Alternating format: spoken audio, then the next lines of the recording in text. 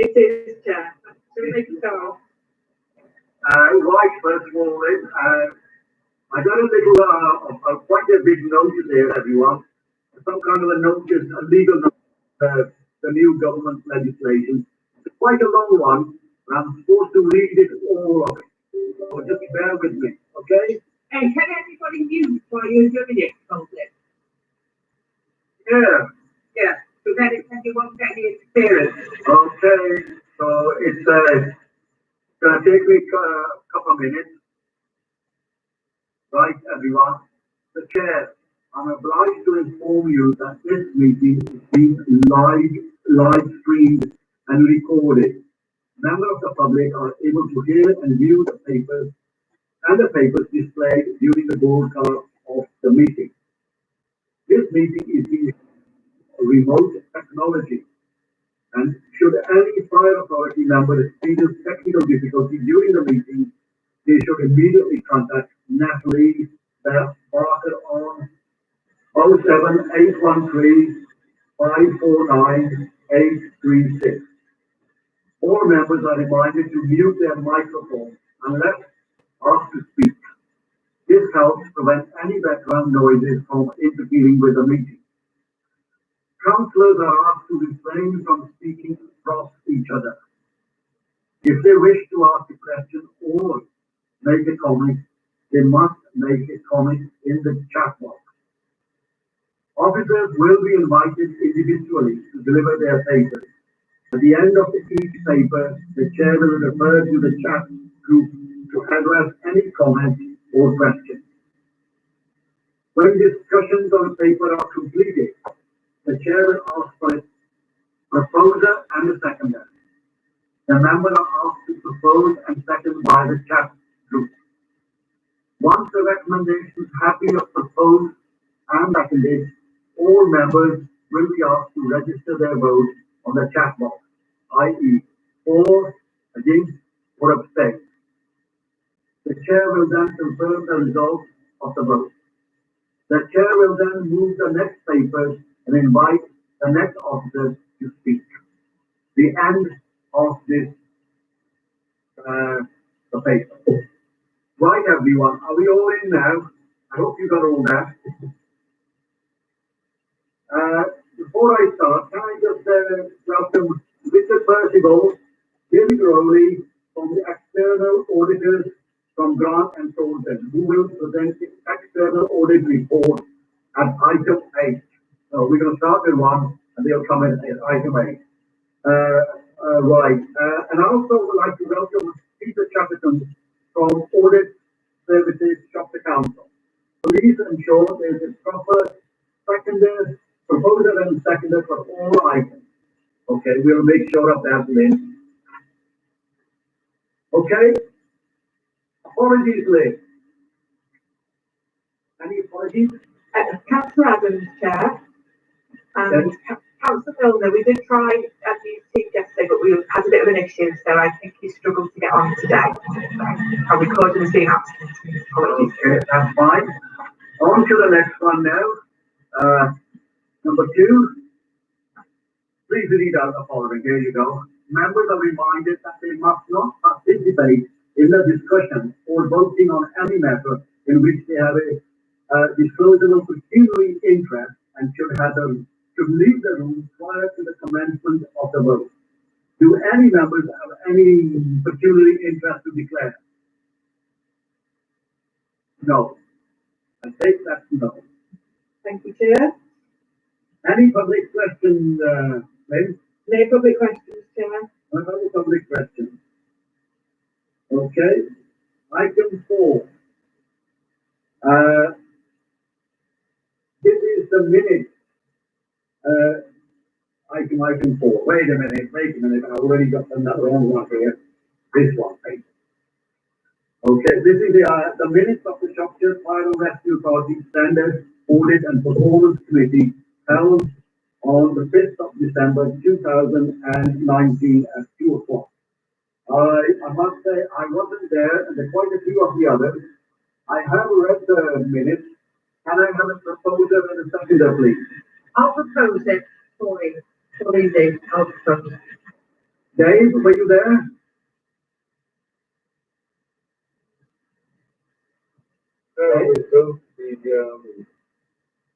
Three people there. Yes. I think you were the only one there, yeah.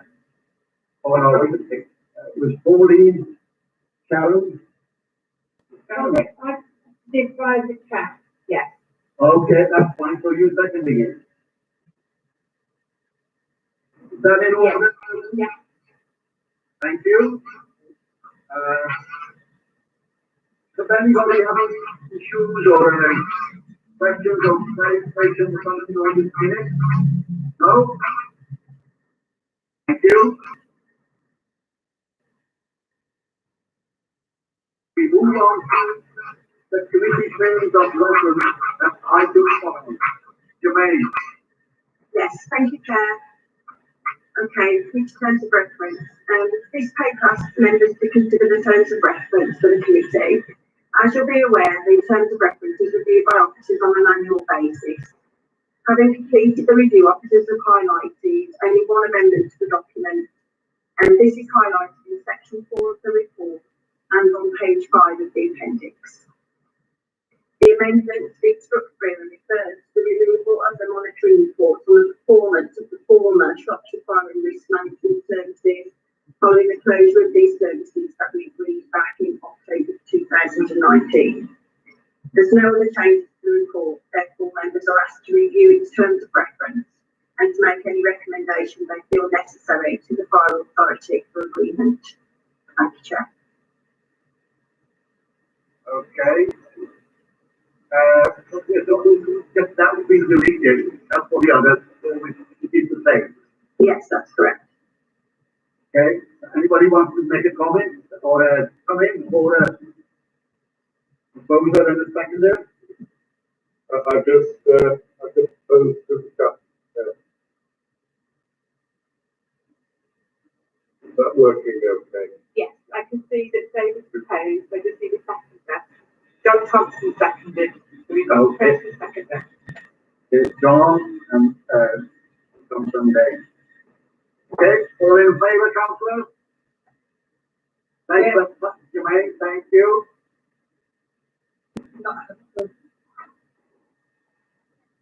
Right. And then item 6, review of the members' roles description. Jermaine. Yes, thank you, Chair. Okay, this paper asks members to review the role descriptions for the Standards Audit and Performance Committee. Again, this is a process that's carried out on an annual basis by officers, and there are 3 roles that have been reviewed. They are the Chair of the Committee, Vice Chair of the Committee, and the Member Champion of the Committee, all of which are attached as appendices to the report.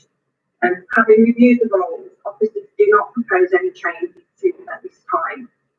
Therefore, members are asked to review all of the attached role descriptions and agree any changes that they feel may be required. Thank you, Chair.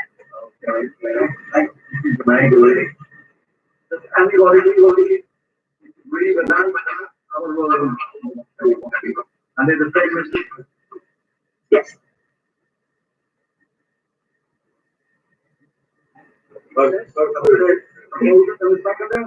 Councillor is proposed. It's the seconder. Now the seconder. I'll second. Thank you, Pauline. Right. That's the review of the members' roles, all our do's and don'ts, everyone. Right. Number 7, we'll move on to the code of corporate governance. Get it? Just before we get speaks, could I just ask you on your teams, if you get the bar up in the middle, there's a little icon with 2 people. Oh no, so there's a little speak bubble icon. If you click on that, it will show you the chats down the side so you can see who's proposed and seconded. Okay. Which one shall I post? It's the one that looks like the speech bubble. The third button from the right. Conversation. So you should be able to see what people are typing now. Yeah? Okay. Sorry Thanks to for interrupt, Chair. Well, right, we move on to the item 7. Code of Corporate Governance. Yeah, Edward. Thank you, Chair. Okay, there's 2 papers with item 7, so 7A and 7B. The decision is in 7. I'll cover them both together because they complement each other. So 7A is the draft code of corporate governance. So this conforms to the refreshed guidance, which was set for guidance back in 2016. The code supports our own internal controls and in turn supports the annual governance statement, which is produced as part of the final account. So members are asked to comment on the draft code, and then this will be forwarded to the fire authority for formal adoption. 7B is the second part of the agenda item, and that is internal audit report, which offers an assurance level on the code, and they've classed it as good. There's 4 recommendations that internal audits have highlighted. All require attention. One of the recommendations is that the code itself, in terms of internal audits report, should come to this committee. So that recommendation has been addressed by bringing the report to members. The other 3 recommendations will be addressed, are in the process of being addressed, and will be addressed by the time the code comes back to the fire authority in June. Happy to take any questions. Yeah. Okay. These are the extra sort of responsibility for this particular. It used to be an audit, but now it's a standard audit. Is that why it comes into it? Yeah. It's for some reason the internal audit report didn't come to the audit committee, and I think this was when the previous post holder, when there was a changeover from the previous post holder to myself, and I discussed with the internal audit at the time whether their report needed to come to the committee, and at that time I was advised that it didn't need to, but since then, once it's gone through its this present audit, internal audits have changed the guidance and said that they recommend it comes to the committee, hence that's why it's come to the committee.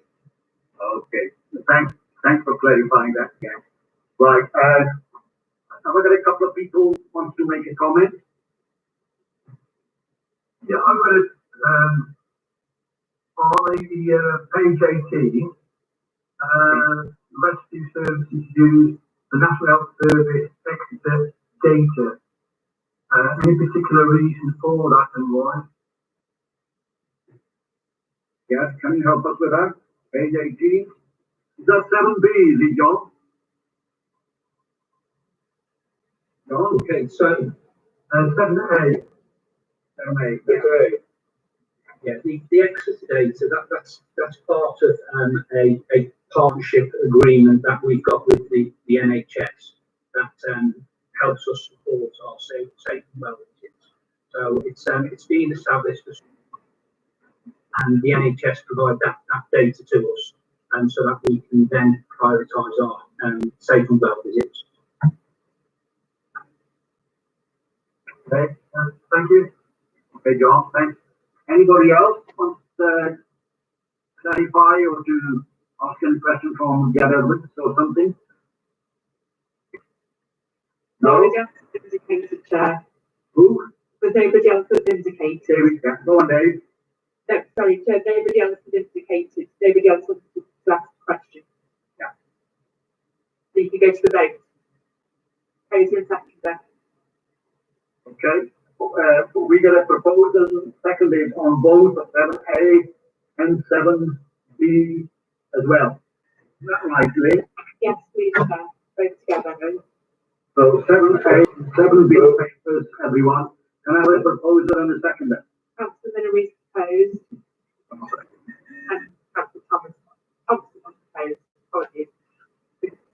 Propose and seconder. Yeah. All in favour? Yeah. We'll move on to item 8. So this is item A, external auditor plan, and we have Richard Percival and David Rowley. So who's going to take it, gentlemen? I'll start for nature. Good afternoon, everyone. David's going to talk through the detail about the plan and the audit risk assessment document. I just want to say a few things before I hand over to him. Firstly, I know at your last meeting, Robin Baker was introduced to you as an irrigation lead. He's at National Fire Lead. Unfortunately, Robin's unwell at the moment, so I've stepped into the role as engagement lead in Robin's absence. We are expecting Robin to return to work in time for the final accounts audit, so hopefully this is temporary change. But if for any circumstance Robin can't come back, I'll continue in this role. And just so members are aware, I'm the engagement lead both in Shropshire and South Wrekin locally. I'm also the engagement lead for West Midlands Fire and Rescue Authority, so I've got some knowledge and experience in the sector. The other thing I wanted to say, and David will say a little bit more about this, is clearly COVID-19 is affecting our lives in many and varied ways, and one of the ways it's clearly impacting on us is the discharge of the audit. And we've thought carefully, both at a local and national level, about how we simulate this risk. So within the audit plan, we have a specific risk now, significant risk that relates to COVID-19 and the implications of that. I think the key things that you need to be aware of is issues around valuation in particular, and issues in terms of discharge of the audit, in terms of remote working, that are going to be quite challenging. Just setting that scene, I'll now hand over to Dave to talk a bit more about the detail about the plan and item 8A, and then formally the audit risk assessment item 8B. Up to you, Dave. Thank you very much, Richard. So if I just start going through just through some of the key points of both reports. We start off with the external audit plan, which is section 8A. I'll just check that you can everybody hear me okay? There's no sort of issues with sound quality or anything. Yeah, I can hear you. Great. I'll say yes, I'll keep going. So we keep we look at page 3 of the external audit plan. You just get a summary, introduction, headlines. So that really breaks down the key points. The thing that I'll draw out from this slide is just, I'm sure we'll have been through, all of you will have been through similar presentations of previous audits in the past, but you look at that section on the top right hand corner, there's just a bit of a refresher there as to what it is we actually look at as external auditors. So in your case, our work will focus on 2 areas. We need to form an opinion on the financial statements. So we'll need to determine whether the financial statements express a true and fair view of the financial position of the authority. But we're also required to form an opinion on the value for money arrangements in place as well. And we'll talk a little bit more about those areas as we go through the plan. If we head over to section 4, page 4, there's key factors impacting our audit. So really this is just a bit of scene setting, just to talk about the external environment. A couple of the columns there I thought would be a surprise to anybody, talking about the wider economy and political uncertainty. So of course, some of the funding challenges that are facing the public sector, and similarly coronavirus, obviously we will be impacted by that. I think it'd be no surprise to anybody that that's going to be a key theme that's impacting our work. Just in that middle column there, there's something that you may be a little bit less familiar with, although we would have, Robin and I think raised this in our discussions with you at the last audit committee that we attended. There's slight sort of change or movement in our external environment as external auditors. The regulatory environment is changing, and that's leading to some increased pressures on us and some increased levels of scrutiny, increased work that we need to do in order to satisfy our regulatory requirements. We'll come on that as well a little bit later on in the plan. Moving through to section 5, this is where it breaks down significant risks that we've identified in relation to your audit. So again, just to quickly refresh why we bring this up. So we do what we refer to as a risk-based audit. So our planning process, we will identify any risks which we think could potentially lead to a material misstatement of the financial statements.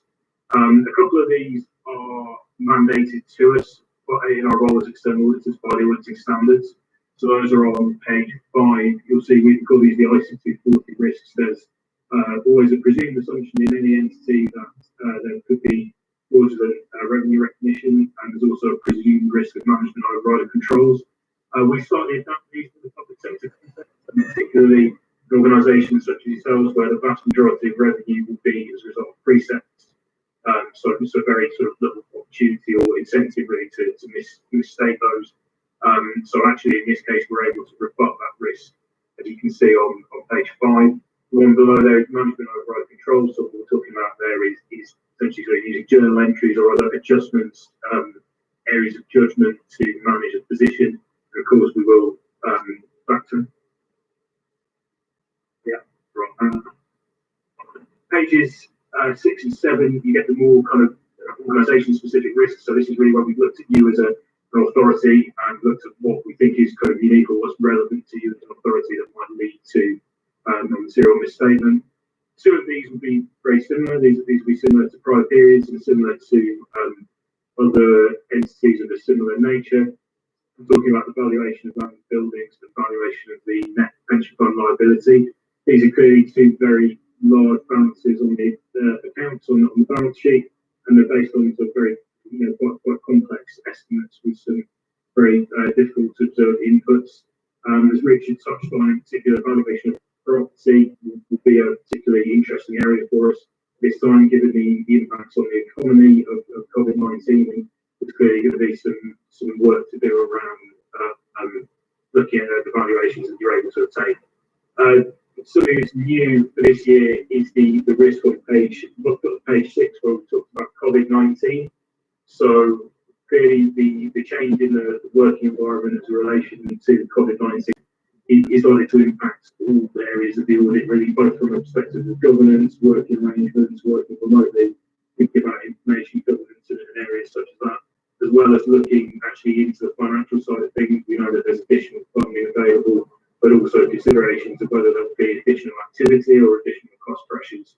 So we need to factor considerations of COVID-19 into all areas of the work that we do, and that will feature heavily within our audit programme. And so we've determined that COVID-19 in and of itself is a significant risk, and you can see in that second column, page 6, we actually break down our proposed response and what we intend to, the work that we intend to do to cover that off.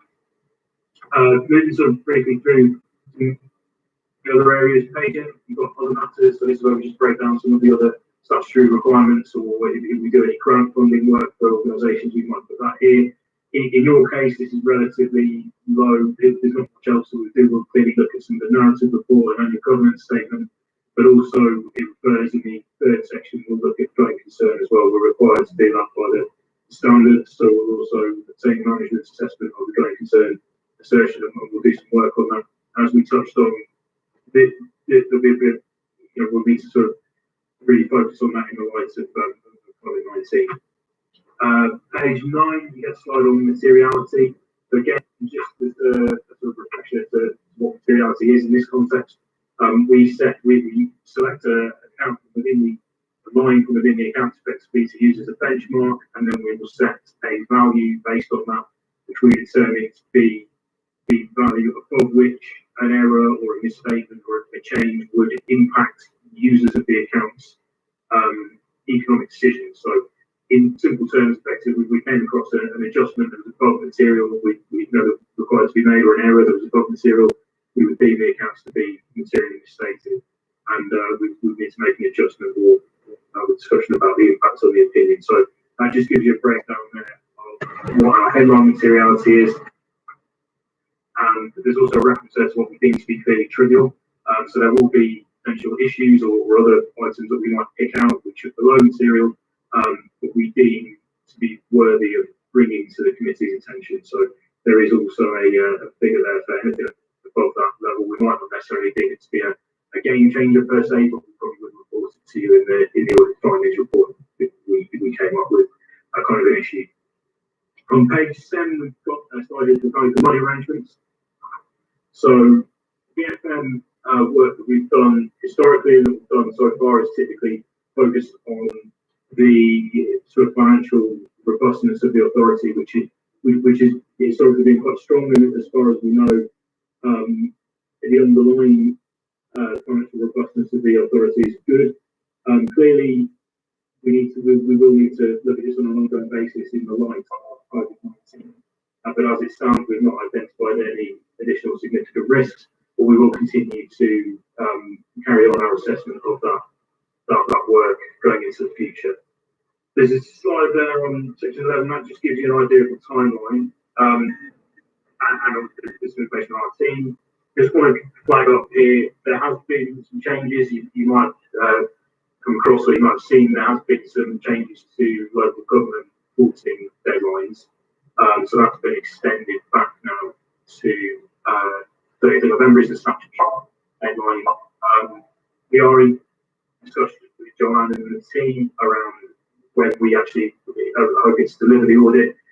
As things stand, our understanding is that we're not looking to change that timeline at the moment. And the authority, as I understand it, Joanne and the team are in agreement with that. So but clearly the environment has changed. There is a move in the kind of deadline of those things, and there is a possibility that, for example, part of the fire authorities and council will be reliant on some work that's performed for Shropshire Pension Fund. So given the changing kind of environment, it's just worth flagging that up that there is a slight scope for things to move. So we'll obviously report. I'm sure Joanne's team will to the committee in the future just to keep you updated with how things change. There's a slide here on audit fees. So that's slide 10, page 2, and then there's a further breakdown of the fee variation on page 13. So the committee may remember that Robin and I did discuss this at previous audit committee.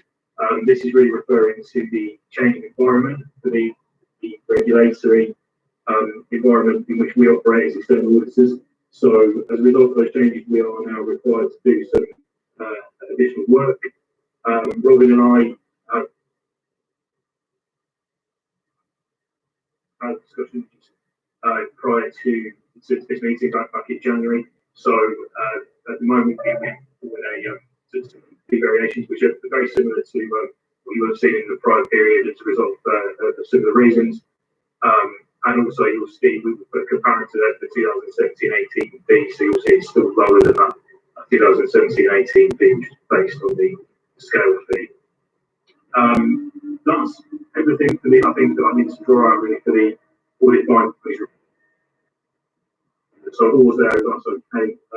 See somebody in the chat, David Minery, wanted to comment on that. Hi, Dave. Yes, thank you. Just really to keep everybody in the picture about what's happening across in Shropshire Council, because that may have an impact on your thinking and your treasury. And probably on the cabinet and the finance in Shropshire. I'm thinking at the moment we could take advantage of the extended timeline because the COVID-19 impact on Shropshire has been significant to say the least. There are a lot of pressures on us and our staff at the moment, and we will certainly not make the normal timetable that we've been used to in the past. So just bear in mind, there's not just pension funds that might implicate or have an implication. It could well be the wider position of Shropshire Council as well. Thank you, David. There's some good points there. I think probably a bit difficult to comment with any kind of real purity at this point. I'm sure you'll understand, but I think broadly speaking, I'm sure Joanne might want to comment as well. We're hoping to do the body of the work along the same day. Clearly, we made expeditions how we actually go about the admin side of signing things off. I think that's where things might move on from the original plan. But I think we will still be able to complete bulk of the kind of legwork, as it were, alongside the original timeline. I can see Joanne wants to come in, so Joanne. Yes, thank you, Chair. Just to come back on David's comments, we are hoping to complete the year-end work by the end of May, and we're in line to have our audit in the middle of the summer as we've done previously. And partly it's because we'd like to get as much work as we can done at the present time, so that we're not overloaded with work as we hit the autumn and we start to prepare the budgets for next year. So it's a timing issue for us, but also to enable Grant Thornton to come in and do their audit at the time that was already planned. The only time that I have to alter that is if we slip slightly from the 31st of May, and the first week of the audit might have to slip, but we'll liaise with David as we go through the audit work. We'll keep members informed as to the dates that we're planning on completing the draft accounts. Thank you. Right, you finished now, Dave? yes, thank you, Chair. Yeah. Just because when I was reading it, you did mention it just on that page 3. I thought, so I get it in my mind, you talk about the valuable money arrangement, and you said our risk assessment regarding arrangement to steal the valuable money has not been identified. Say that again. Can you clarify that line for me? Why has it originated in your email not been identified as a risk? Of value for money work, we're required to do a risk assessment. So I think the easiest way to explain this is if you look at slide 10. So page, I think it's 85 of the pack, and it's page 10 of our report. There's a little triangle there, a diagram, the bottom left. So that breaks up 3 sub-criteria that we would look at. In a typical year, we would look at these 3 areas of how the authority works, and we would assess whether we think that there are any significant risks or any key issues within those subject headings, which we think present a significant risk or would prejudice the ability of the authority to have appropriate arrangements to secure value for money, to secure effectiveness, efficiency, and economy. It's a bit of a strange year, to be completely honest with you, given the impact of COVID-19. Had that not happened, we probably would be looking at the authority, and we still are to an extent looking at the authority and saying, no, there's historically been very good arrangements. We've not had issues in the past. We've looked at the forecasting, the authority, we've looked at their financial robustness, and we don't have issues. I think and that's why you're seeing in the plan that we've not identified a particularly significant risk in it. What I was just flagging up during the presentation is that it's a very changing environment. There are now changes to the financial big picture, largely just by not necessarily bad, saying that there are sort of additional funding available. But the question we need to ask ourselves is, does that impact on activity for the authority? And does that impact on forecasting and issues like that? It has the picture changed on the authority side. So there will be a bit of work for us to do. So although we've not identified any particular significant risk at this stage, we will still need to do some work just to confirm that still remains the case throughout the audit. The other issue I was this was again something that they raised, the corona. If for whatever reason, you don't complete your assessment and so on, does the government legislation allow you to, as that's been so clarified, because in most of the other businesses, the private sector, you say, well, you can't quite finish it by this date, we'll accept it later on and so on. Is there any flexibility or pragmatism in your, in the public sector, that kind of thing? Yeah, so there has been, so as we've discussed, there has been a change in the deadline for the last couple of years has been July 1st, so that's the mandated deadline that we all need to achieve a signed opinion body. That's now been extended to November the 30th, so that is in recognition of the issues that a lot of authorities are experiencing, or at least in recognition of the risk that there could be significant workforce issues, or there could be significant other issues that would prevent the signing of those opinions. So actually, I feel that gives us a good sort of break space really as a form of shift of the day. And like Joanne touched upon, and we've had discussions with Joanne and I've been in ongoing discussions around this, that actually we are aiming to still complete the bulk of our work along the same timeline. So we anticipate that certainly by November the 30th, I would anticipate that we should be finished a long time ahead of that. We don't intend to sort of take it that far, but I think if the concern is that, can we make it in time for the statutory deadline, or, that's been quite significantly extended now. So I think that we should have ample opportunity to complete that work. Just one more point. In order to get hold of all the papers and everything, do you sort of get them by the computer, or do you have to come into the office and talk to Joanne and the others? Sort of, how does the system work? You have to be physically on site. But fortunately, we've invested quite heavily in technology, a lot of which was up and running already, a lot of which we would use in a normal circumstance. So you're looking at, we'll have video calls like these that we're doing right now. There's also options to share screen. So in certain circumstances, we might want to look at observe the team running a particular report. We can do that by the share screen now. But we also have a piece of technology called Inflow, which is a very useful interface. So that allows Joanne's team and our team to be within the same space effectively, and that's effectively an interface for sharing working papers, sharing other information that can be updated in real time and gives everybody a kind of 360 overview of what's going on. Similarly as well, in terms of getting things like, we do a lot of testing of invoices, for example. We've been able to get those scanned in historically by the fire authority, and we've not had any issues. Bear in mind that we're testing to 31st of March as well, so the kind of lockdown has only really come in right towards the end of our audit period. So we've already had a week. We had a week of interim. It worked remotely and it worked well.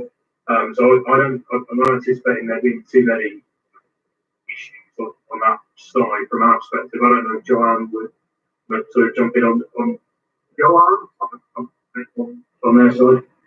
Joanne? Yes, thank you, Chair. The working papers are, for the most part, electronic. So as David said, we are able to pass those over to the people working on the audit fairly comfortably. We will have regular video conferences so that we're able to keep up with any issues that we identify, and also anything else that's required, we can get to David, so we should be able to fulfill everything that we need. The other thing that's been put in place is that we've agreed that as and when we get working papers produced, rather than waiting until the weeks of the audit, we'll pass over as much information as we can earlier, so that a lot of the work can be done before the actual audit dates. So we feel confident that we'll be able to work remotely, and hopefully as well as we could while the auditors were on site. And get it done by the 30th of November. You're confident of that?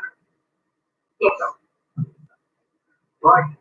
Councillors, your turn now. Any questions? Really? I've done all my, all the clarifying. Councillors? Jerry, have you done the risk assessment and the other both of them, haven't you? Yeah, I'm still going to go through the risk assessment, Chair. Yeah, go on then. Take up a little bit. I'm conscious of taking up a little bit of time in the first one. So I'll just do a quick rundown of the forming the risk assessment, which is item 8B. So the purpose of this essentially is we would liaise with Joanne and the team. We would use this document essentially to set out our understanding of some of the control environment, key parts of the control environment at the authority. On page, it's slide page 96, I think it's page 4 of our report. Under communication, we basically get a breakdown of kind of the key areas that we look at. So we'll talk about general inquiries of management, such as asking about, the environment has anything changed. We also look at fraud, compliance with laws and regulations, going concern assertion, related parties, and then we get a breakdown of some of the key accounting estimates at the end. So this is to comply with our requirements under the auditing standards. We need to gain an understanding of how those work.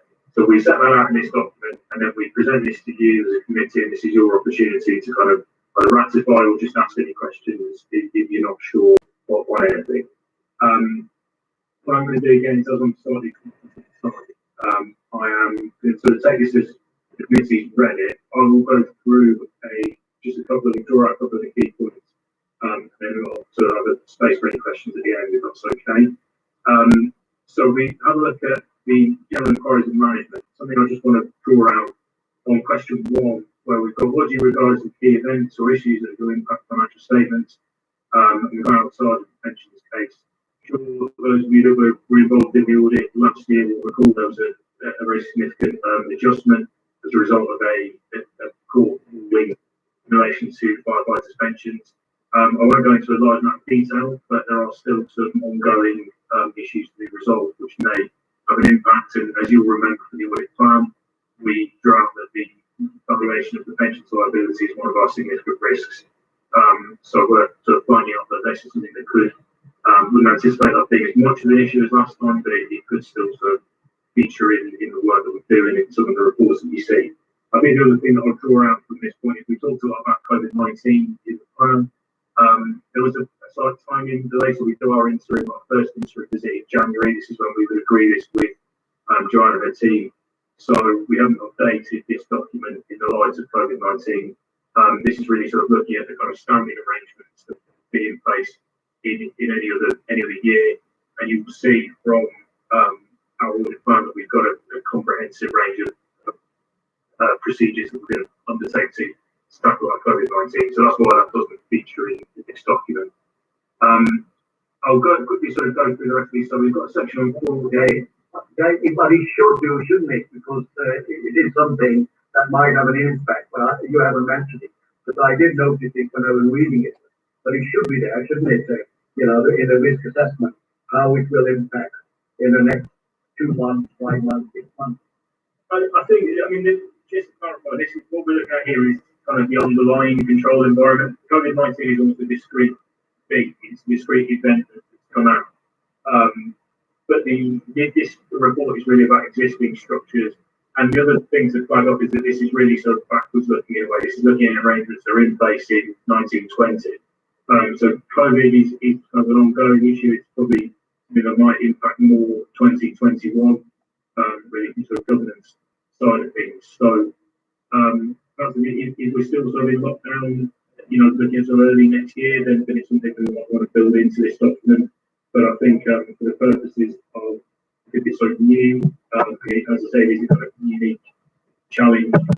We feel that the work put in place in the audit plan does sort of cover that off. And this is looking at the underlying structures that are there to deal with issues such as fraud, related parties, and so on. Okay, carry on.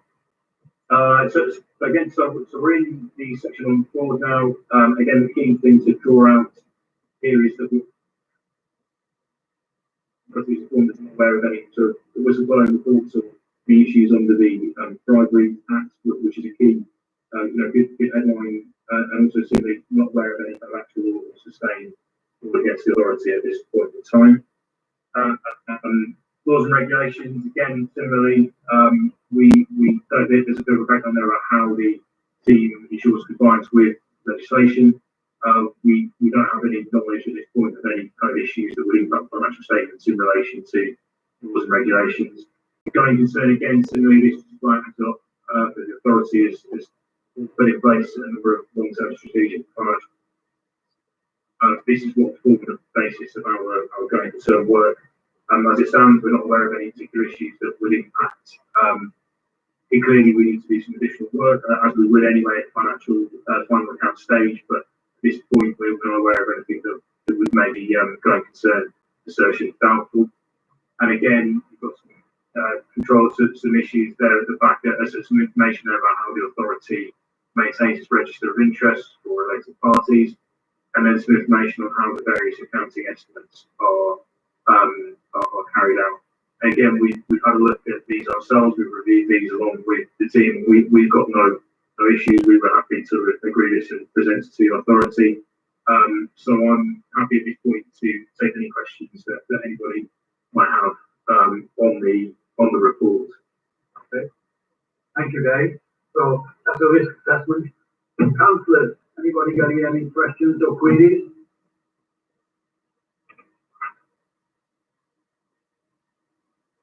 No? Okay.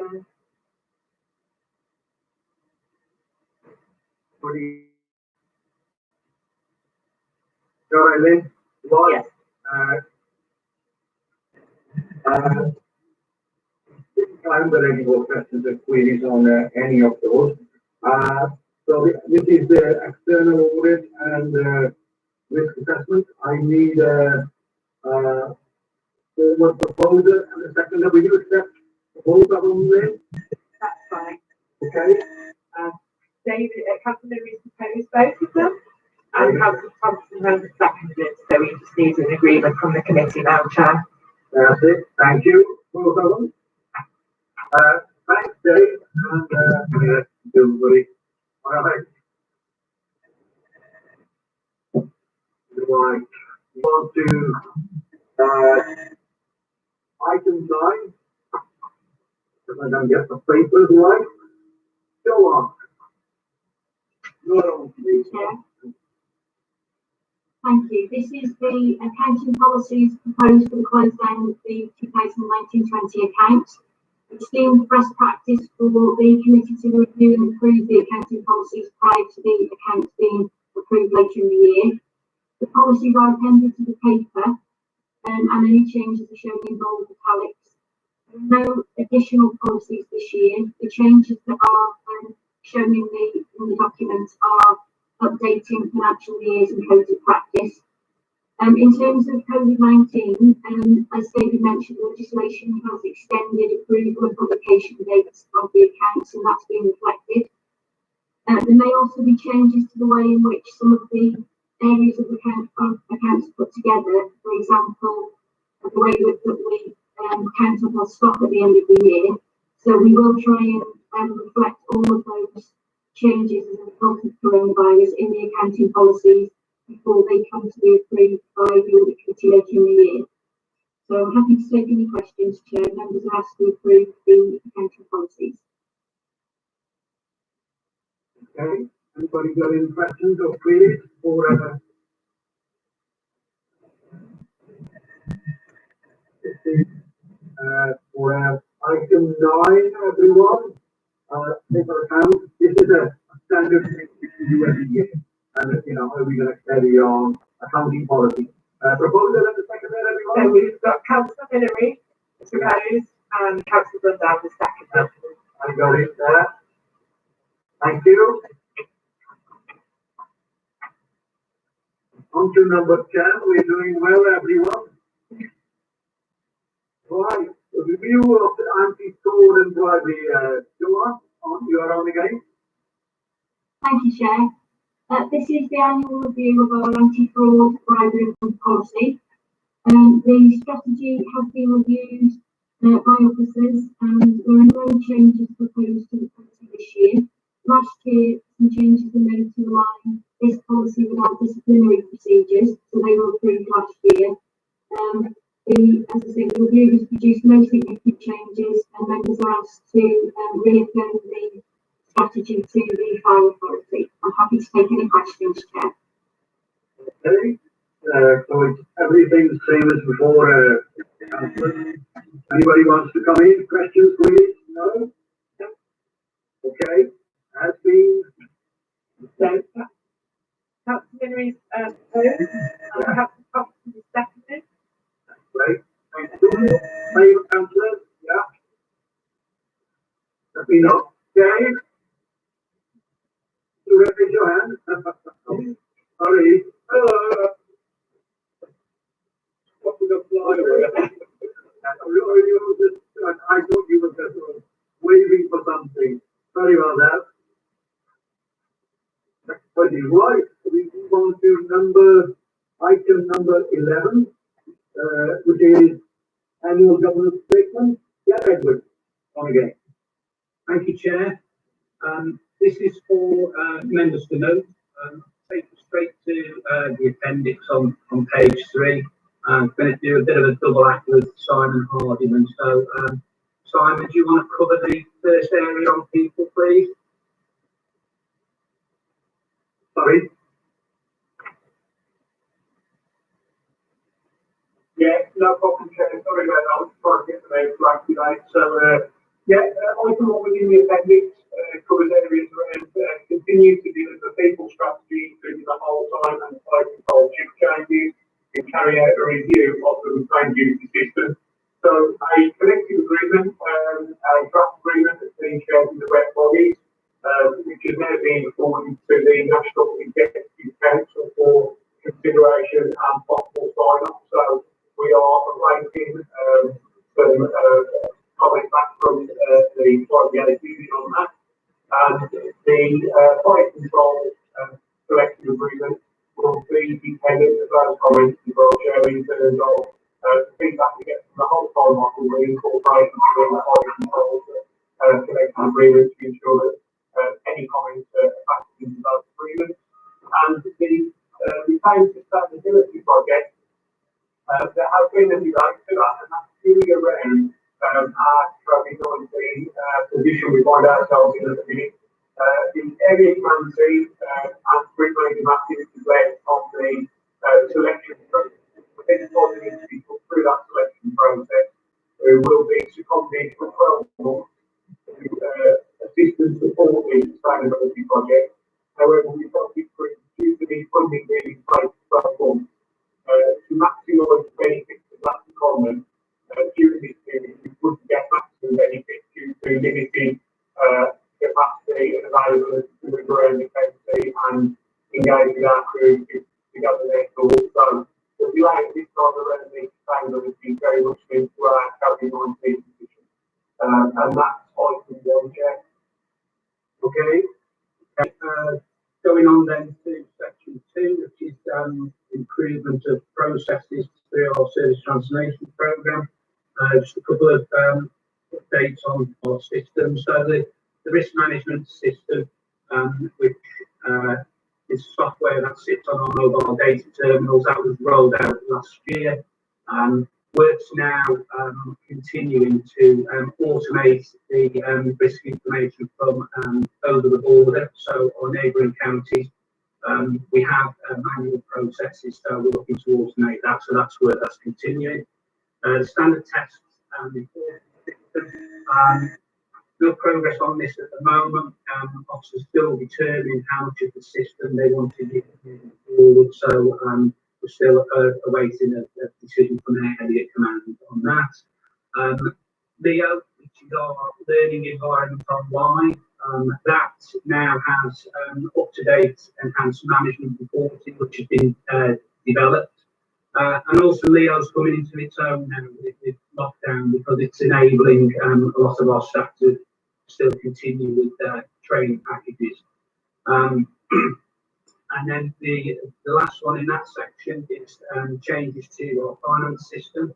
Members will recall that we've now moved over onto a new Aggresso finance system, and the finance team are looking at this process improvements to complement the new system. So that's a project that's currently running until September 2020.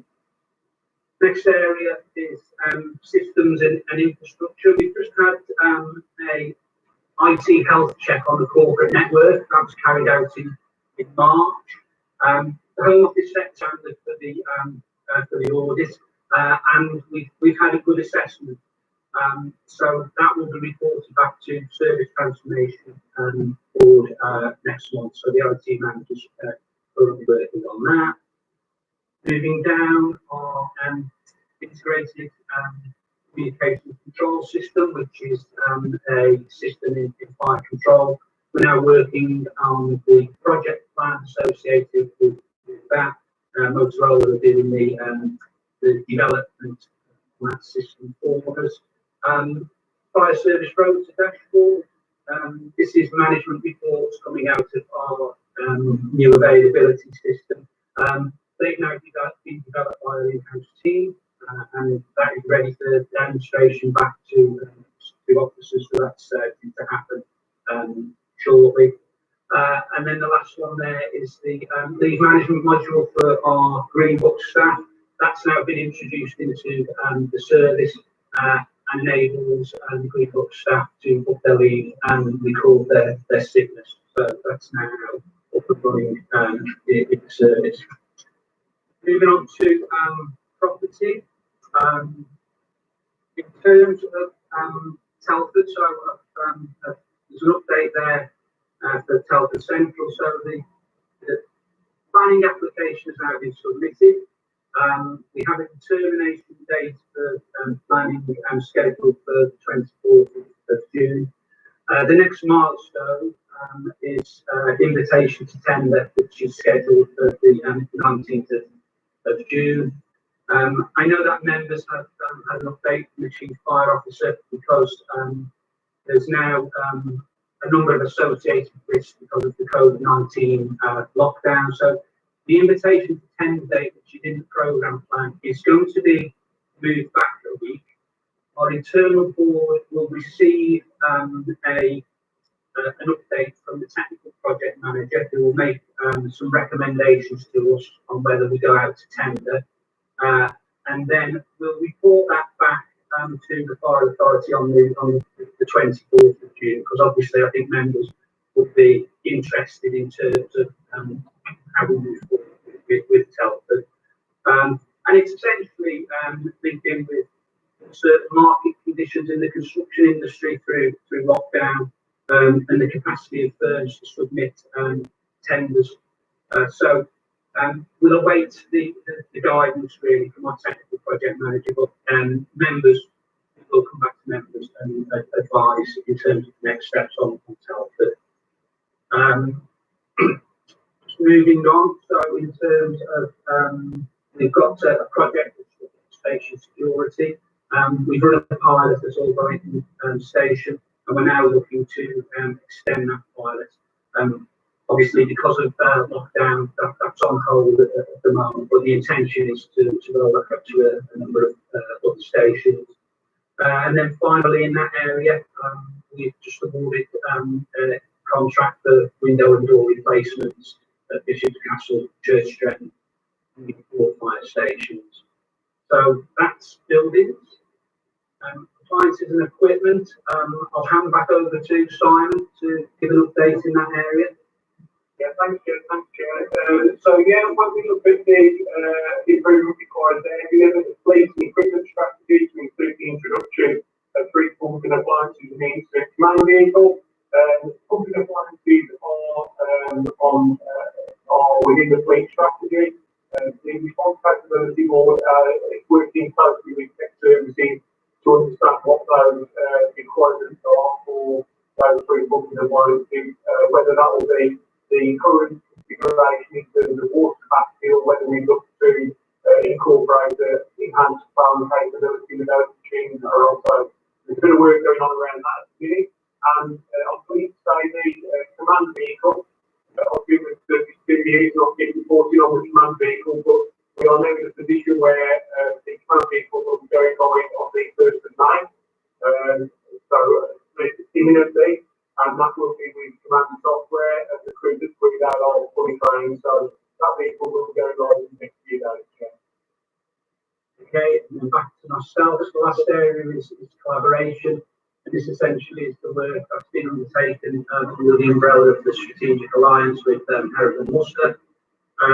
First area is the IRMP. There is a draft IRMP which is now with officers for comments. So that's well on the way to being done. Fire control. So in terms of where we are with that at the moment, there's some testing of both fire controls to understand capability and capacity to inform the next phase of the project. So that work's being undertaken at the moment. ICT, we have a strategic change manager in place. And he is currently looking at the potential for, well, two areas really. One is a joint IT service help desk.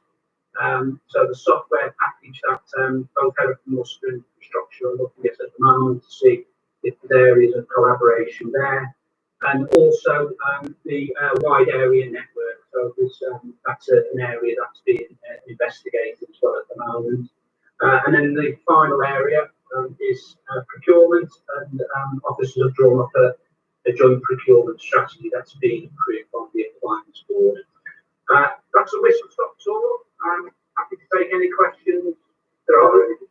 Thank you, Gav. Thanks very much for that. That's quite excellent. Anybody got any questions? No? Okay, in that case, It's a good explanation of, the all is there. Thank you. okay. A proposal in the seconder for item 11. Thank you, Chair. Look, sorry late getting in. They just sorted me out the IT problem, so sorry late.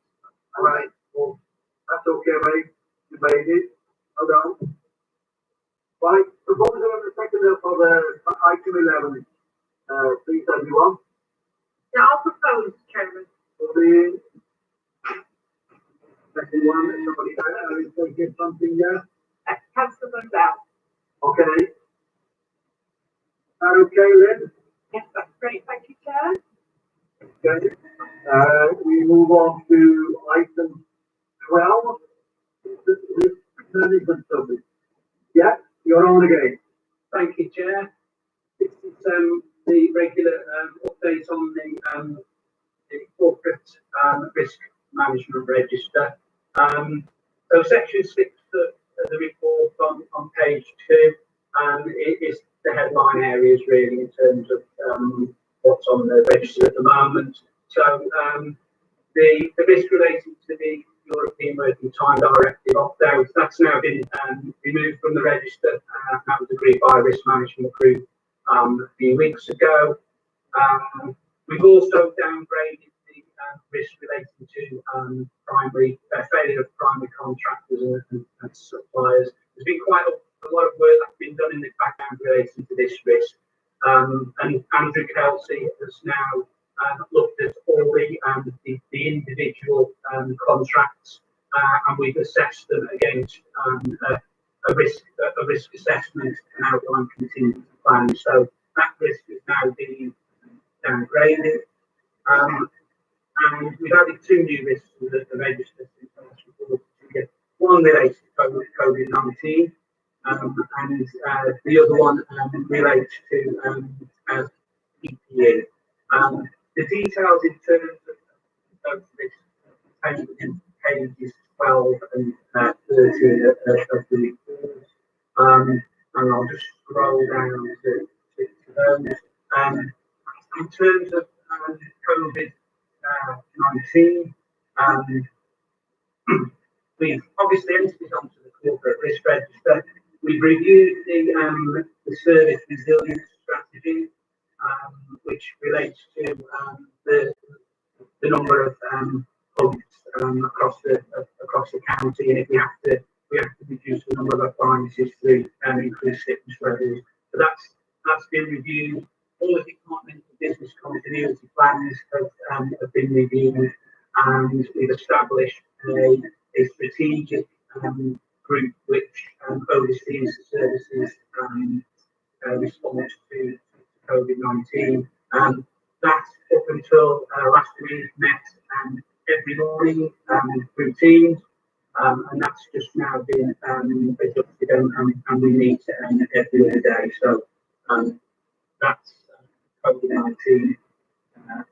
And then in terms of PPE for emerging activities, this really relates to the service will be rolled outside of normal activities and more requests from other services to use the fire and rescue service.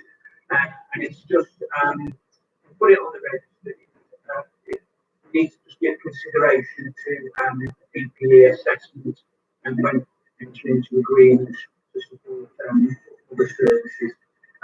So that's been put on the risk register as well. So, happy to take any questions that there are. No, thank you very much. Councillor, any question on the corporate risk management policy? That is the number 12. Thank you very much. Yeah. Seconded. Well, proposed it, seconded, somebody? So Councillor Miller is proposed, and you can Councillor Down, sorry. Okay, Lee? Yeah, we've got proposal second then. Yeah. Okay, everyone. Can I just stop there for a minute before I move on to item 13? You've been going for about an hour and 10 minutes. If anybody wants to have a conference break, I'm not talking about you all, you only just came in. Sorry about that, mate. A conference break or something? 5 minutes, 10 minutes, no? Carry on. Okay? In that case, we'll carry on then. Yeah.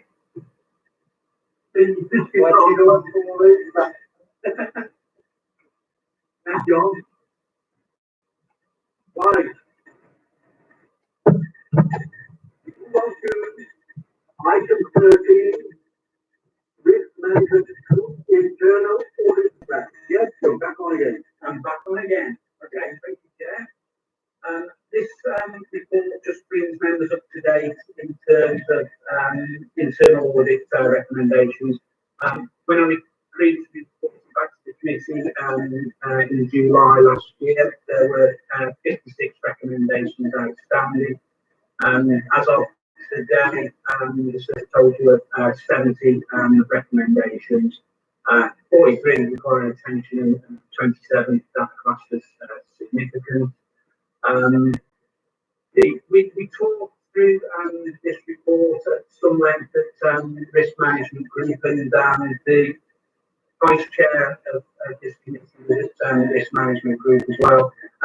It was pointed out that the increase in recommendations really relates to the changeover of our systems from Shropshire Council to Telford and Wrekin, and probably about 40 of the recommendations which link in with the finance team. So Joanne and her team are at the moment trying to address recommendations, and this is to do really with I suppose the changes and bringing in new systems and processes and embedding them into the service. So there is an awful lot of work going on, but that's the main reason why there's been an increase in the number of recommendations.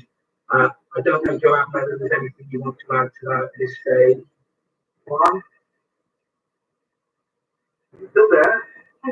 Yes, I am. Thank you, Chair. Yeah, we do have quite a number of recommendations, as Ted said. We did a plan last year, which we passed over to the internal audit services group, and we envisaged that we would get the majority of the work done by June this year. We had a follow-up audit around 6 months later, and we had addressed quite a number of recommendations on that report. Some of the ones that were due to be updated until June, so we had done quite a lot of work, but ultimately we continued with the work and the recommendations that come on board. So there are a number we're addressing them as quickly as we can. We've now moved dates back to around September, so we will hope to clear the majority of those when we get to September. Obviously those will be reported back through to this committee and also to this management group, but rest assured that the work is continuing. It's just that we have a lot to address, but we'll do our best to get through them as best we can. Okay, thank you, John. Thank you. Go on, Jeff. Are you finished then, Jeff? Yes, I've finished, Chair. Thank you. Right, councillors. Anybody got any questions, queries in regards to risk management? No? Okay. In that case, I have a proposal and a second please for item 13. Or I like that when the hand goes up rather than And Councillor Millery. You've got to first and second. Thank you. Right. Move on to item 14A. Summary of the annual performance, service targets and so on. That's Simon. Yeah, thank you, Chair. I'll take you through the summary slide. So, some of the recognized content of the report. So, I'll go straight into the details. Really quite an in-depth report rather than on the background. So, the report is basically looking at all our performance targets and the annual response, which was quite nice in 14 weeks when we looked at the targets that we set moving forward. So the first target was against response standards. The target was 89. We achieved an actual performance of 84.1. And I'm fully aware that for this group, I have presented a few times with some of the analysis in terms of what we've seen when we're looking at the data to understand why our performance is the actual performance is the way it is. So this is the idea that we say we did performance against this target. However, it does come to that our third year we've seen an increase in actual incidents. So we are seeing a lot of incidents that running concurrently with our performance against this standard. We've also noticed that the work that we've taken with loss prevention is predominantly focused in our whole areas, where historically the high number of fires have occurred. What we're finding now is we've seen a reduction in these numbers, but it's resulting in the location of the aggregate on a percentage measure incidents occurring in our rural areas. So inevitably the travel times are going to increase as we try to reach those more remote areas. We're not alone in this margin response standards, and within the report I have put some comparisons there in terms of changes since 2012-13 nationally, and for a primary one, for a dwelling or as an average, we've seen about 34 seconds nationally on a percentage standard. So I thought it was worthy of note to raise that, but it's being picked up on a national level as well. The main contributory factor for that report is again that talks about quality traffic levels. What it doesn't relate to is the location incidents which we've identified through our internal analytics. What we are seeing as well is a lesser factor than what we believe is the movement of incidents across the county. We think that the current defensive all incident types and the measure it will affect how our firefighters attend incidents. So to give you an example, to try and put this in context, I'm going to use our animal rescue capability. So the animal rescue capability works on a graded response model. So it will determine our response to speed of response. So we dictate or the information gathered at one of the door. An example of this is the caller states that we can't give human bond. We will therefore only use our audible and visual warning to make progress through heavy traffic areas. So we're looking to use the police for both users.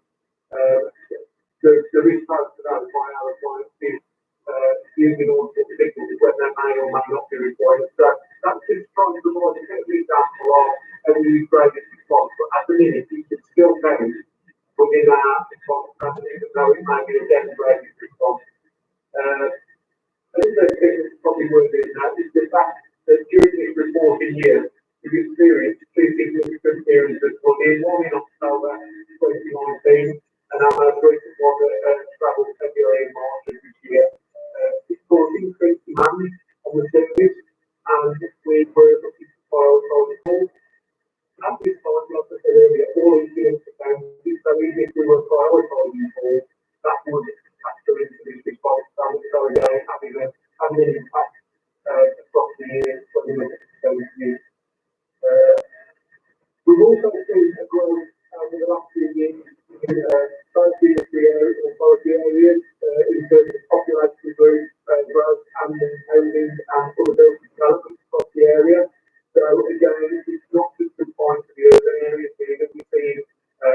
new developments to that, commercial or domestic, appearing in our more rural areas as well. So, taking that into account and preparing this report, share with that one. So moving through onto accidental claims finance, our target is 4.3. We actually achieved a performance of 4.2, which is really pleasing. So the difficult on some of the areas in the report illustrates that the performance is generally being involved in a reduction year on year. And it's pleasing to know that the success of this year is through those 5 years. We've generally followed the target on 4 years. So I think that's really positive. I think just to give you a breakdown, we've got 420 incidents for interest that have been included in the last 12 months. 25 accounts for 195 incidents, legal fines 103, other residential property fines 26, commercial property fines 83, and other fines 15. So that was a point of interest really, so you could understand sort of areas of recovery. Moving through onto accidental claim fines, our target is 196 for 1920. Actual performance was 195. I think fair to say this is a challenging target, and the gap between the numbers is marginal, 396 and then 195 there. We've seen an improvement, significant improvement on previous years, so 195 for this year compared to the 210 for last year. And we continue the general stable trend in this type of fire during the 69 RNC period. Worthy of note again, the figure of 195 is the lowest number of dwelling fires ever recorded in the county. So the reduction from 54 that was prevalent at the start of the RNC period, we've achieved 23.3% reduction on the RNC period. So again, there's work to do there, but I think it's a general downward trend that we should look to expand on for the extension 21 period for the RNC. Again, the trajectory for the year-on-year data demonstrates that the figures are broadly in line with the target, and the same for when we look at on a month-by-month basis for 1920 also. In relation to where these funds are happening, start of the area, we've seen drops in the central area. We'll find that we make consistent with the previous years within the Wellington area. Across the more rural parts of the country, whilst the number of counties, obviously, and Ludlow are showing an increase as well. We further support the statements made around the response standard where we've seen increases in incidents in our more rural locations. So, different fires, section 7, on page 10. We have a target of 547. I think it's fair to say that we've achieved outstanding performance against this measure with an actual performance of 396 for 1920. We've achieved the performance against this measure for that 5 years, and we've surpassed the 25% target that was set during the RNC period. It is worth noting that it is susceptible to external influences, and we have seen a slight plateauing of our performance in the last 12 months. So we will continue to identify areas of further increase and build on this excellent performance. If we should have thought this possibly through quality activities, we wanted to main contributors to the number of delivered findings counted. This occurs predominantly across food which I don't think would be a significant surprise to any members due to the urban locations there. But we do still experience the issue of Wellington and the state shelter areas in terms of deliberate fires. We are working through with local authority partners and West Mercia Police and our specialist fire crime officer and different methods to try and drive that down further. But again, excellent performance, but we're not looking to rest on our laurels, we're looking to further improve it using those methods that I've just outlined there. Section 8 on page 11, fire-related deaths and serious injuries. So we have a target of 16. It's actually, again, outstanding performance for the year. The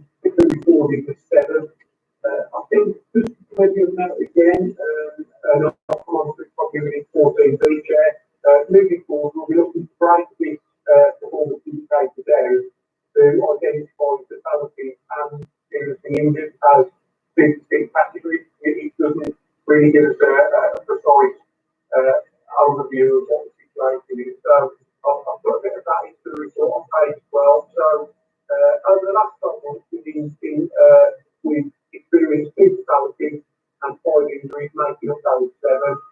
2 accidental planning fire fatalities, both in houses.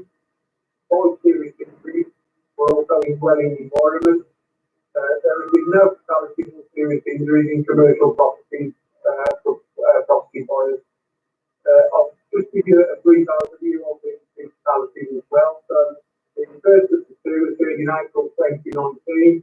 It involved a significant fire in a first floor bedroom in the little Doorley area of Telford, and it resulted in the death of a 36-year-old male. The second fatality resulted from a fire within a semi-detached house of multiple occupancy, and that was in the Oswestry area. The individual was a 50-year-old male involved in that as well. There is further detail within the report of how we engaged with partners and some of the historical actions that we carried out at those properties as well. So, if you want me to expand, I'm more than happy to, but further detail is available within the report. That's okay, Simon. Thanks very much. I noticed that when I was reading it early on, there's quite a few issues. And if there is any, I'm just want to pick them up and to highlight them. Does that come to the report, Simon, on this part? I'll just three further sections here, if you're happy for me to carry on through those 3 further sections. Yeah. Is there anything that you want to highlight there, Simon? I think just the area that I'd like to highlight here is within item 9 on the bottom of page 13, the injuries sustained staff through firefighting. And again, I think there's some performance against that. We had a target 21, and that's achieved 13 throughout the year. And again, I think that just shows our commitment to the health, safety, and well-being of our staff. So it's just one I'd like to highlight there, Chair, in terms of the injuries to staff. Okay. Right. Councillors? Anybody normally on performance, we normally have quite a few questions and answers on there. Yeah. Some good one there. Somebody? Councillor Millery would like to comment. Please do.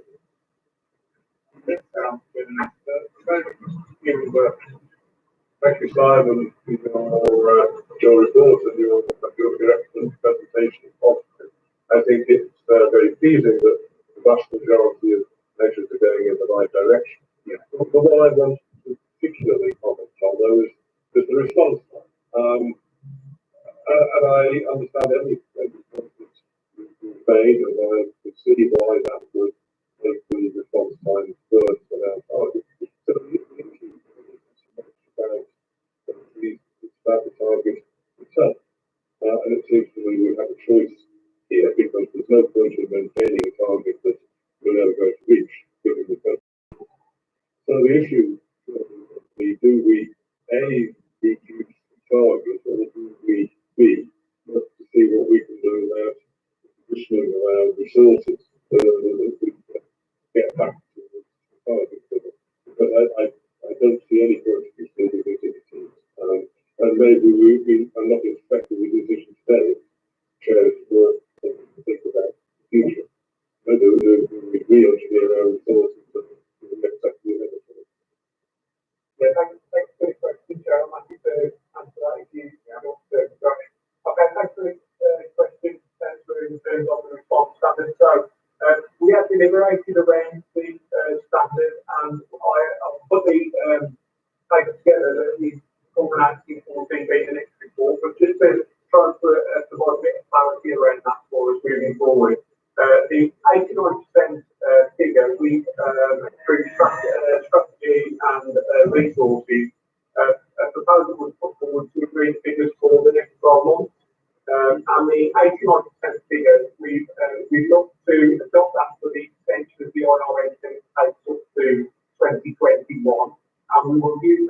an evidence base to inform our IRMP 21 moving forward. So we are looking to extract the evidence for the next 12 months and looking to create what the performance will look like for the 2021 IRMP from it. Hopefully that was a bit of clarity in terms of the response standards. Yeah, I'll just come back to the chair if I may. Yeah, I fully accept that. And that's why I said I wasn't really expecting us to do any decision today, really. I'm just flagging up what you're saying, but when the strategy group come around to thinking about the next period for targets, that's the point when we're going to have to make a decision as to whether we transfer more resources into some of the vulnerable areas, or whether we just accept the situation that we're faced with. But we just making it work for the budget next. Very test. Thank you. Thank you. If I may come in, go on, John. With the skips being closed in Southern region and in Shropshire, has there been an increase of fires in the area? Yes, sir. Sorry, Councillor. Go on, John, carry on. Okay. I don't know if you heard that part. Okay, has there been an increase in fires because of the skips being closed in Southern region and also in the Shropshire areas? Yeah, I'm happy to answer that question, Chair. So, yes, in terms of fires, we've not seen a significant increase in deliberate fires across the country, but we are seeing an increase in bonfires, and that is absolutely linked to the point you just raised there, Councillor, in terms of people using the lockdown to declutter or get rid of rubbish from their houses. With the historic centres currently being closed, individuals choosing to set bonfires in the real premises, etc. So we have seen an increase in that. It's almost a double-edged sword in terms of decluttering. So on one hand, we should be affording individuals to say, reducing the fire loading should the fire occur in the house, and they're also maintaining engagement. So part of our prevention strategy and the messaging is all about maintaining routes, etc. So that is a good thing. I actually did a radio interview earlier this week, and it's very much around employing individuals to store that rubbish appropriately until such time that the recycling centres reopen, rather than setting fire to it. And that was not just from a fire service perspective, but that's also consideration for neighbouring may have conditions such as strong symptoms of COVID, that obviously smoking the atmosphere is not good for those individuals either. So we're trying to address it through our social media channels, through radio interviews and press statements, etc. So we have seen a rise in bonfires over the lockdown period. Thank you. Thank you for your John. You also mentioned about an increase in Wellington. Is that Wellington town or Wellington rural area?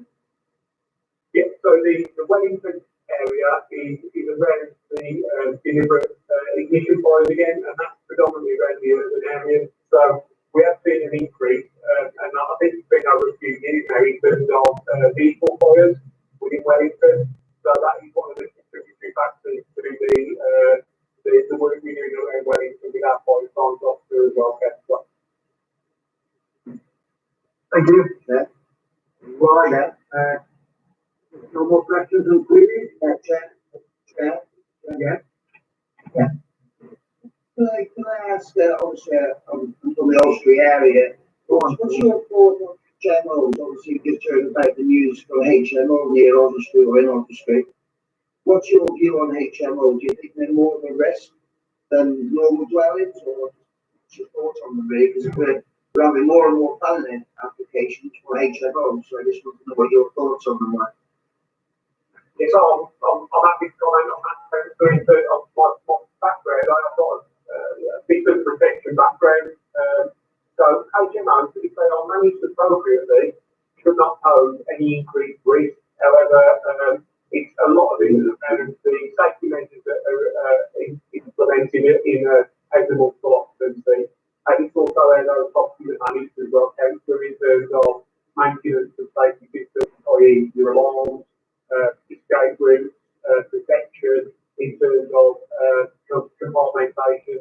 It's all that, it's almost a complete package need to ensure that HMO is safe, but it does, management is a significant area that needs to be in place to maintain safety in those environments.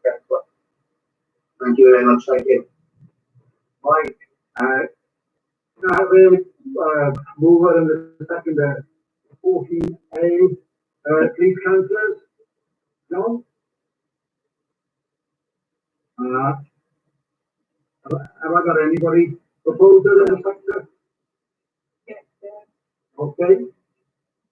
You got them, in? not yet. Paul is putting his hand up. Well, sorry. The old fashioned type, Paul. And John. I cancelled it. Cancelled Diggory and John. So yes, we've got the proposal second now. Okay. I think, Chair, can I just a bit briefly, so on the call, so all nice to see you. You wrote down at the start of the meeting, we said that we would respond to anyone who wanted to second by using the chat feature. All right, okay, sorry. You won't realise that the chairman can't see everybody. So the job is really, we can maybe, Okay. you get the chat feature. Thanks for that, Dave. What we don't get the chat feature up. Well, good for you, too, isn't it? Right. Yes. If you get the bar up in the middle of the screen, you should get a Yeah. Yeah. And the third button to the right, so the speech bubble. Yeah. You press that one, it will give you. Yeah, down the side you should get like an instant messaging to somebody. Come up. Yeah, I got it. Yeah, The problem is the writing is so small, I can hardly read it, and I don't know how to make it any larger. She's done great. Okay, and I've tried to go on a couple of times. I am. Right. Yeah, I can see it. My chat has gone down. I keep putting messages and it says fails to send. See, Right, okay. I don't know what. What's working perfectly okay, and you decided to fail. Right, thank you. Thank you for letting us know. There's still things we'll bear in mind for future. Chair, if we could go back to the adjustment. Okay. Yes, can you get back to the adjustment? Right, move on to the next one, 14B, which is the target services. Is that you again, Simon? Yes, thank you, Chair. This one is a quick one. The recommendation is asking now for service targets for 2021. So, as you'll be aware, the expense of the IRNP period for the 12 months, and the report was put together and presented to the Strategy and Resources Committee on the 12th of March 2020. They've now been included in the annual service plan for the forthcoming year, and performance will be monitored through the Standard Audit and Performance Committee. So I will be bringing the quarterly reports to this group where we'll monitor performance again. The appendix highlights the targets within the third column for 2021 for your perusal and any comments that you'd like to make there. Okay.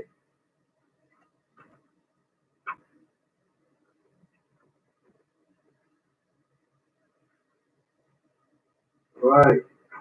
Wait there.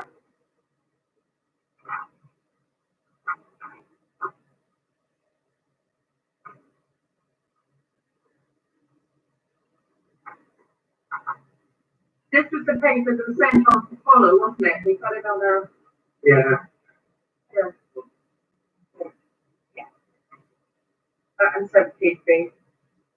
Yeah, so just for a bit of clarity, Chair, the column 2 is the performance that we've just gone through in our summary report for 1920, and performance targets that we'll look to implement for 2020-2021. So you can see the numbers that we're running against columns 2 and 3. Right, I think that's quite good, what you're hoping for in 2021. That's what it is, isn't it, Simon? Absolutely, Chair. Yeah. Okay, that's quite clear to me. And councillors, is that you okay with that? Right. Liz, the 14 should be proposed and seconded. Oh yeah, it has been. So we need a proposal and seconder for this service donation now. Yes, yes. So Councillor Miller is proposed, Okay. and Councillor Thompson is seconding. Okay, here we go.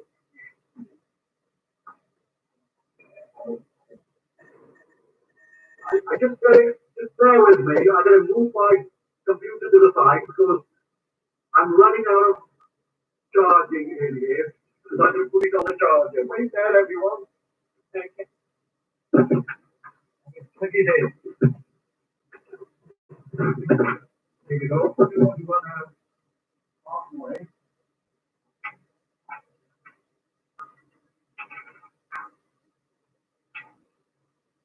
Right. Well, I had enough charging, but it didn't, obviously, just running out. It only said 10 minutes of charging or something. Right, wait there. Yeah, I'm at the recharge time. Did you? Yeah.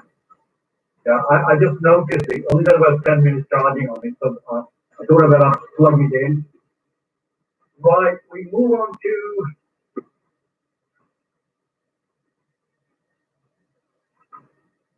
14C, everyone, and that is Adam Matthews, full-time and on-call. Are you with us, Adam? Absolutely, I'm Chair. I'm in the agreement there. Call just started. Okay. Okay. Now, everyone say full-time and call and in charge of the performance monitoring. Take it away. Thanks, Chair. And so, reflected after before, obviously on the whole time and on call availability, this one's the annual availability, so April to March 2020. So on page 1, I just like to point out whole time availability. That has been maintained at 100%, which is really pleasing to see. On page 2, just to highlight there that we talked a lot about quality process and implementation of that, which provided a very useful tool during the current COVID-19 pandemic, and assisted us with ensuring that our appliances are approved correctly. On-call availability for the last 12 months, seen an average of 96.98 availability over the 12 month period. It's slightly down on previous year by 0.8%. But we should remember that we're still leading the United Kingdom from an on-call perspective, so we are still setting the standard. So we are seeing a slight drop in the last 12 months. We continue to support stations that municipally market trading, keeping more from that, all right and free. And we'll talk a little bit more about that further into the report. Page 3 of the report, that's an example of one of the advantages of moving to price integrator. So you probably know from previous reports that I've brought to the committee, this gives a lot more detail into the availability at every station compared to previous reports. And that's something, a good management tool that we can pull out of the price integrator application that we've now implemented across the service. Page 4 of the report, so our annual return for group reporting for these people that go out and support our call stations. They provided the best part of 5,000 hours and support for our on-call stations across the year. And again, interesting to see an increase there of 758 hours across the on-call service, the group support provided. And again, what you will see there is 71% of the cover the group support have given have been at those previously mentioned 5 stations. From coming in 3,525 hours cover there. Recruitment, we held a national on-call week, a national campaign around on-call recruitment. We held week 2nd to the 9th of March. A lot of activities planned within that. Unfortunately, due to us being a major incident of floods, we actually revised that program. But we still carried out a lot of social media. We carried out a number of open days, and you'll see at the bottom of that page, that was an open day at Mudweb Fire Station. I'm really pleased to show off there our group support team vans and the new national livery that we've had on our 9 vehicles. So hopefully you'll see them out and about in your local town. And we've also purchased more national on-call materials to enable us to concentrate on our recruitment and standardise our recruitment. What I will just say this day is we have got to have some presentation that myself and competencies will be delivering when we get back to I'll say business as usual, but when we're actually all in the same room meeting, it's obviously more appropriate to do that as a normal meeting, so to try and do it in the current situation. So there's some fantastic statistics that we'll be able to present to you there around the impact of that national on-call week and stuff. And then I'll move straight to page 6, the report, where I've picked out 2 stations that we are providing significant support at. I've just highlighted a few issues that are around their availability. So what you will see, particularly Albrighton and Much around driving, so specialist skill, that is where we've had issues with availability. And unfortunately, particularly with driving, there's no quick fix. As you'll appreciate, having to pass an LTV license and then carry on with blue light training, there is no quick fix into addressing that issue. But again, the Albrighton, we have 2 new recruits currently in the process, and also as well the Drake, we've got 1 new recruit there as well. While we talk about recruitment, we have just started a recruit course prior to the COVID-19 pandemic. Obviously, that has now gone on hold for obvious reasons, but we're looking to reinstate that hopefully in the near future. And that currently has 9 new recruits on the on-call service as well. So that's a quick summary of the report, Chair, but I'm quite happy to take any questions regarding. Okay, thanks very much for that, Adam. I mean, the images on the side of a van, I think it's some kind of a, out of a science fiction movie or something. Now they try to, so I just get the people to join the fire, and are they going to be wet like that and so on. It's just a comment. Don't worry about it. I'm just looking at those pictures. Councillors, anything on this particular report?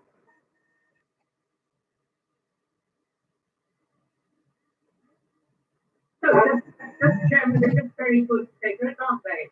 Yeah, they are actually. Yeah, keep up the good work. Thank you very much. Absolutely. Okay. Proposal on the second, please, Councillor. The minimum is proposed. Chair, Okay. I need a seconder. Okay. I'll second that then. Thank you, Councillor D. Chair, if I may, can I just interrupt momentarily, please? Apologies, but I have a little meeting starting at 4 on Teams, which I need to do a little bit of preparation for. So I will bid you farewell. But congratulations on the day so far. It's gone very well. So well, thank you. Bye. Goodbye. Bye-bye. Okay. Time to go now, Councillor. Standard. There are 2 reports there, 15A and 15B. And according to my papers, they are 15.1 and 15 I, and so on. They're both the same, no, they're not. Jermaine, you're on. Thank you very much, Chair. This should be a quick one for you. So there are two protocols that officers have carried out reviews on. The first one being 16BI, which is the member and officer relations, and the second one being the risk and hospitality. There's been a minor amendment made to both of those, and it's showing bold italics on the documents because it should have struck through. In both documents, the changes only from standards in HR to standard audit performance. So the committee just has to review those documents and make any recommendations accordingly to the authority. If anybody does have any questions on either of the documents, I'm happy to take them. Thank you. It's quite clear that Sorry, go ahead.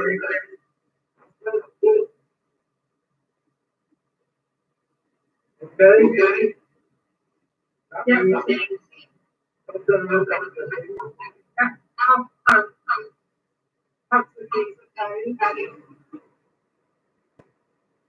And the second one,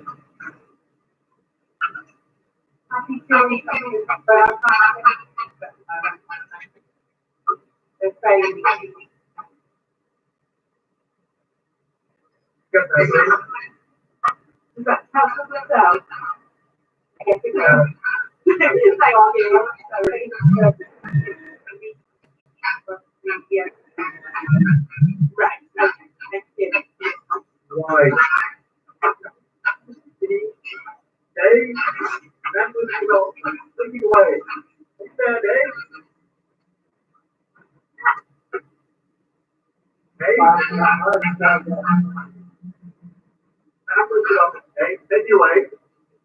So, this one is to look at member development, which is a backward-looking report of the member development of the last 12 months, and then a forward-looking review of potential development for members over the next 12 months. The report is quite self-explanatory. It shows in the boxes for the state and the activities that members undertook in various guises in terms of awareness settings, the member development day which is held in Wellington and Moscow on 5 stations, and training relevant training, as well as teams and remote conferences training and so on as a result of COVID-19.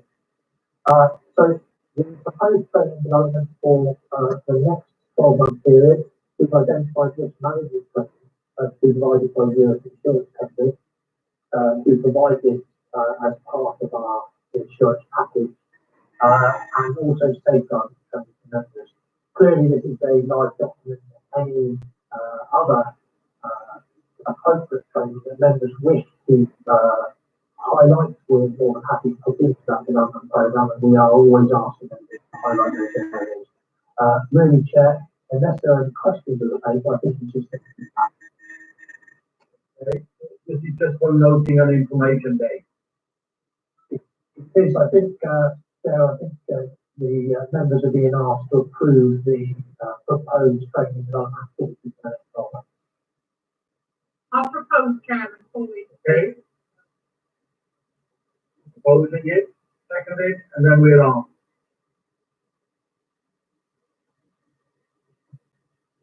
Tim, you got a second there? Oh, Councillor Milner, is that you that seconded? Yeah.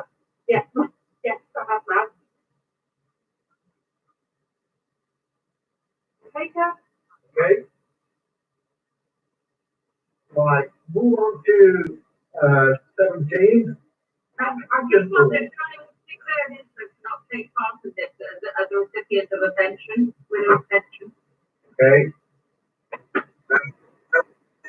I can, we'll make a request, Councillor D. I'm pretty sure that you're okay to say yes now. It's kind of about the administration of the pension scheme and what the pension board do in terms of that. So, okay, we'll make your interest. Thank you. You're on the pension board, Pauline. You said you're on a pension board as well. No, I received the pension. Or receive a pension, yeah, not on the pension board of the structure council. Right, this is Dave. Pension board, all yours. Thank you, Chair. So this is for members to approve the minutes from the pension board. The pension board meets 3 times a year and is there to not administer the pension, because that's done through our council pensions board, but this is for us to monitor and guide and to advise against any changes or significant changes to the pension scheme. The minutes are as stand. The only area I would bring members' attention to is at item 6, where we reviewed the pension board terms of reference. And within that, we proposed that some words were removed. You'll see section 3 around membership, that the word "to" be removed, because at the moment there are 4 members in the pension, and that sometimes can create challenges in achieving quorum. So it's proposed that by removing the limitations on the numbers, we may encourage a greater portion of members, both from member representatives and employer representatives, in an equal number, so that we can maintain quorum in future. The other area is section 9 around meetings themselves, where we will move to 4 times a year as opposed to 3. The reason behind this is that the pensions regulator have issued guidance, and that guidance suggests that 4 meetings a year is industry standard, and we would like to adopt that. Is there any questions from members around the minutes? I propose those minutes as they stand. Chair. Okay, that's quite clear to me. I thought they only met once a year, actually. I wasn't sure how often they met. Right, councillors, this is a minute of the pension board. Are we all happy with that? Yeah, yeah, I'm quite happy. Okay, John, cheers, mate. Do you need a proposer and a seconder for that, Lynn? Please, Chair, if you just open me to second. Yeah, I see the second then. Yeah.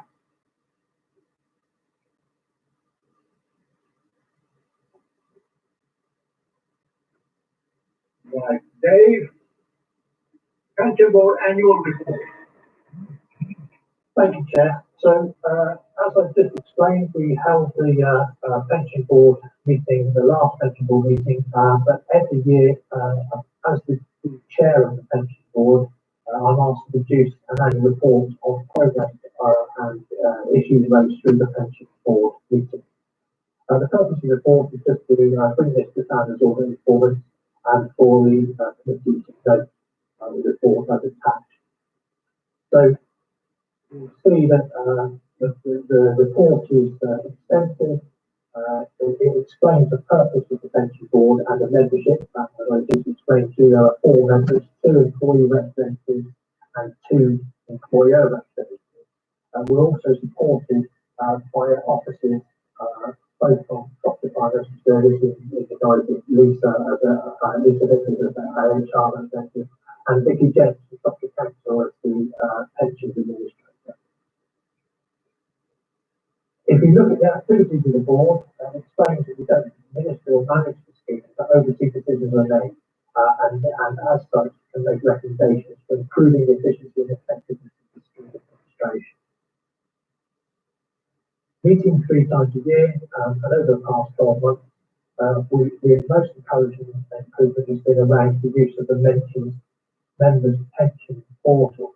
This is an electronic access portal for members to look at their pensions, look at their the progress of their pensions and the scheme itself. At the moment, we have 57% of all the fire scheme members looking at their pensions through the portal. And this is very much it's up about 10% on the last year, and we're hoping to see an improvement year on year.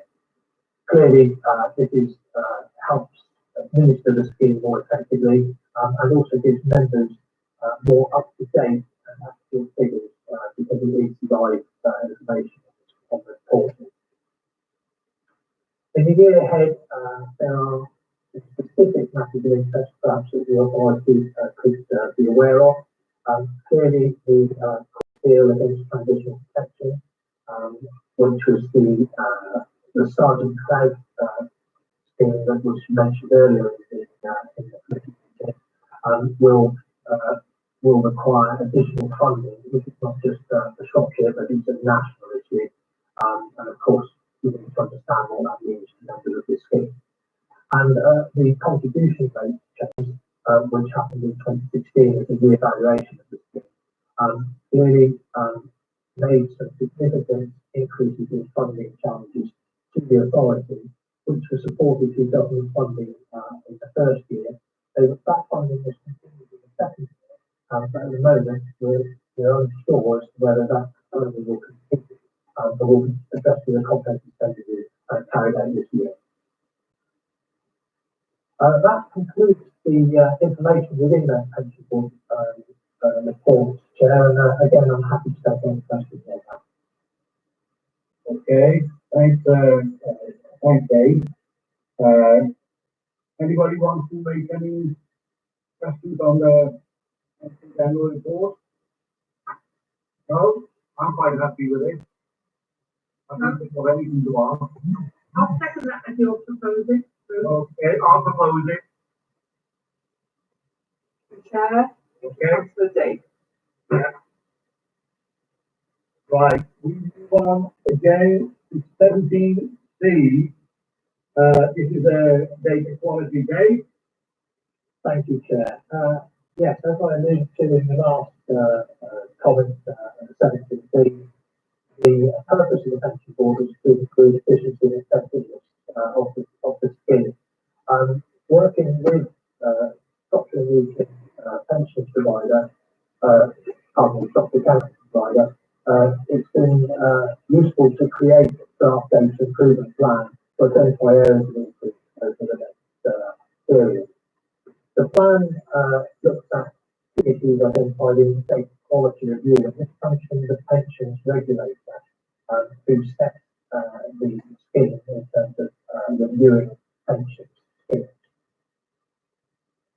The plan objectives are laid out at page 1, which are 3 objectives, mainly to ensure member records are maintained as accurately as possible, to comply with the pension regulator code practice 14, and to ensure that data supplied to the government activity department at any future valuation is as accurate as possible.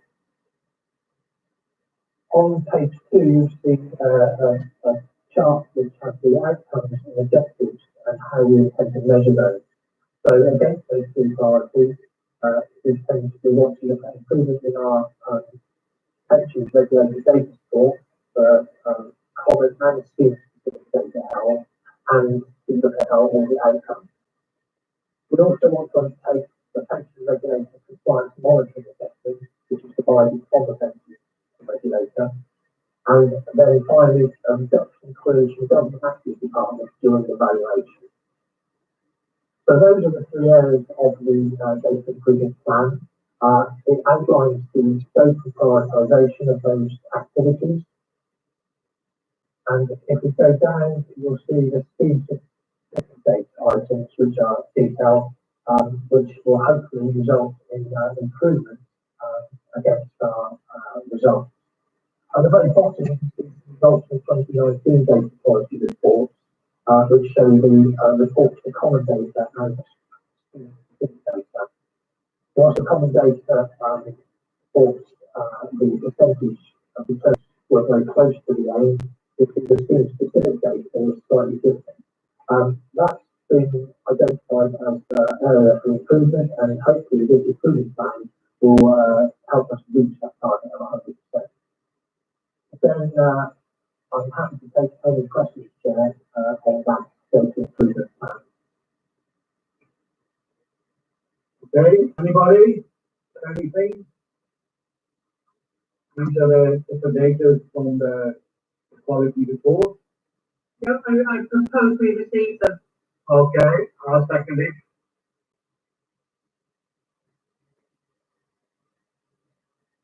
Okay, Lynn?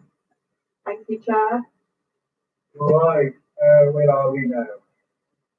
We are on to the last item. Before I think I'm gonna read it out. Local Government Act 1972, please read that. Do members agree that under section 100A4, the Local Government Act 1972, having been satisfied in all circumstances of the cases that the public interest in maintaining the exemption outweigh the public interest in disclosing this information, that it is formally resolved that press and public be excluded from the meeting for the following item of business on the grounds that involves the likely disclosure of exempt information as defined in paragraph 4 of part 1 of Schedule 12A to Local Government Act 1972. I propose that. I second it. Okay. Right. Chair, could we just I'm going to stop pause? there. I know that Alex is gone, the journalist, and Laura will need to stop live streaming it this closed session. So we need to confirm that that's happened.